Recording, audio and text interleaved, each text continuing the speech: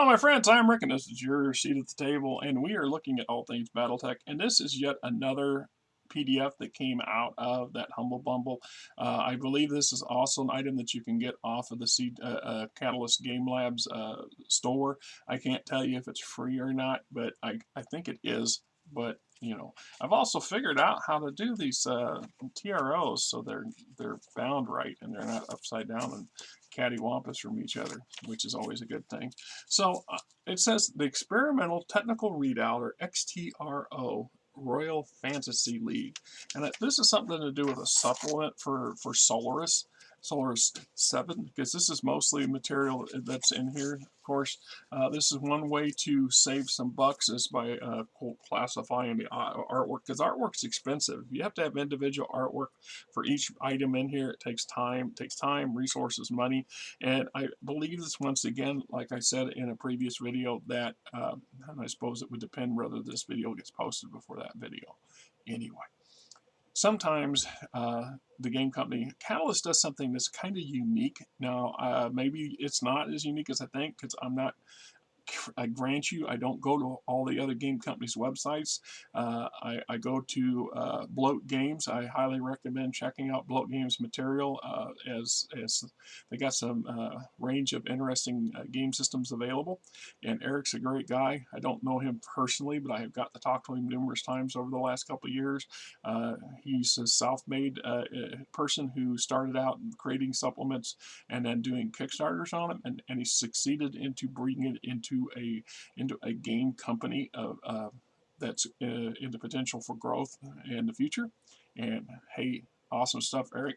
Meanwhile, the thing is that Catalyst puts out material that is free.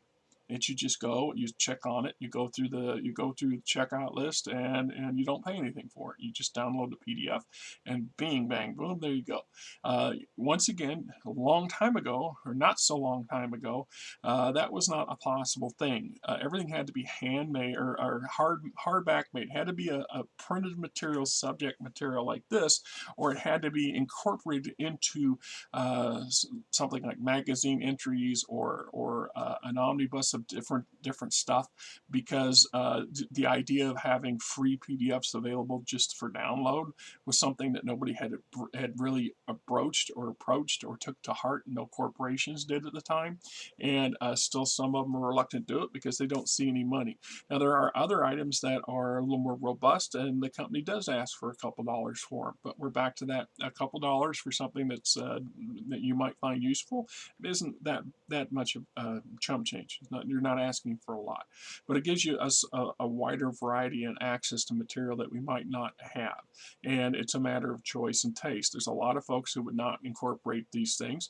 and if you're a big fan of Solaris VII and Solaris VII Arena Combat, then this would be an awesome item to add to your repertoire and of material for both background and backstop and machinery. So the setting is 3145, and there's not much in the way. It talks about how to use the book, and it's like a little introduction of Warriors Arena Weekly. Hello, fight fans, and welcome to the super special epic level edition of Warriors Arena, the weekly magazine where we cover all you need to know about the latest and greatest events in the heavy metal combat entertainment.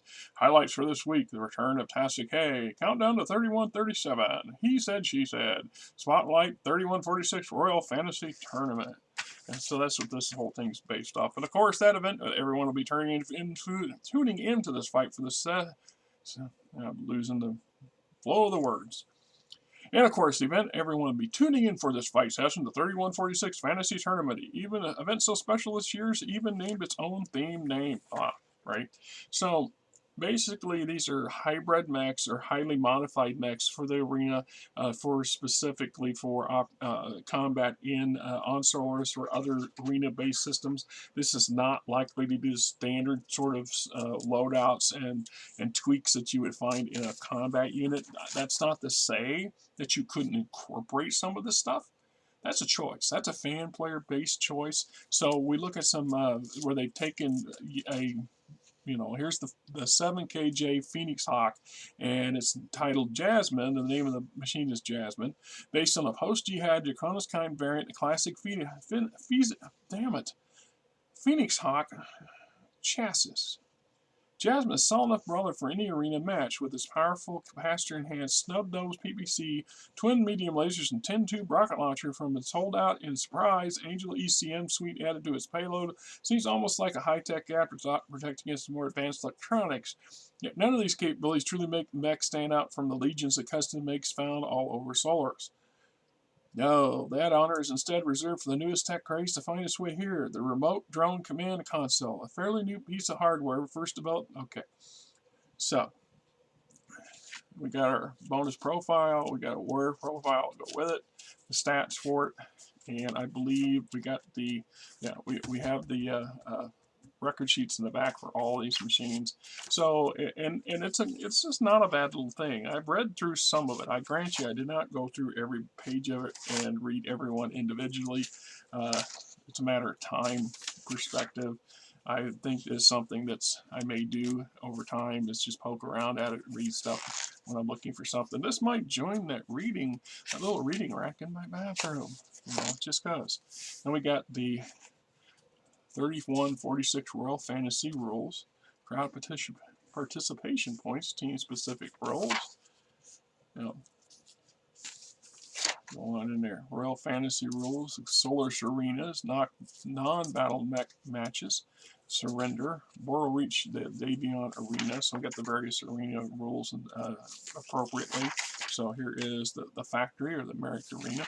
So once again, if you're big on the Solaris arena combat, one of the things I always liked about Solaris, and I know I've mentioned it when I did my review of the Solaris box set, is that the game gives you the opportunity when you have a normal session that gets disrupted because everybody but Fred shows up, just you and Fred Dodge. Well, you could break out you guys sit around and talk about it, or you could sit around tweaking things, or you could break out Solaris and just have a couple friendly competition matches between each other in a quote arena. And that's always been my take on Solaris. But I know of a few people back in the day who really gravitated towards Solaris as the end-all for the entire game. That was their whole thing. They really just preferred that sort of playing. And there's nothing wrong with it. I get burned out with that if it was all we do all the time. But having that option, it's like some of the supplemental game rules that come out in the box sets for BattleTech. The primary genesis, the primary focus of BattleTech is the big stompy robots. Mech on mech combat and all the stuff related to that. And then of course the role-playing perspective of Mech Warrior gives us a much wider, broader brush and canvas to work from. Excuse me a minute. But the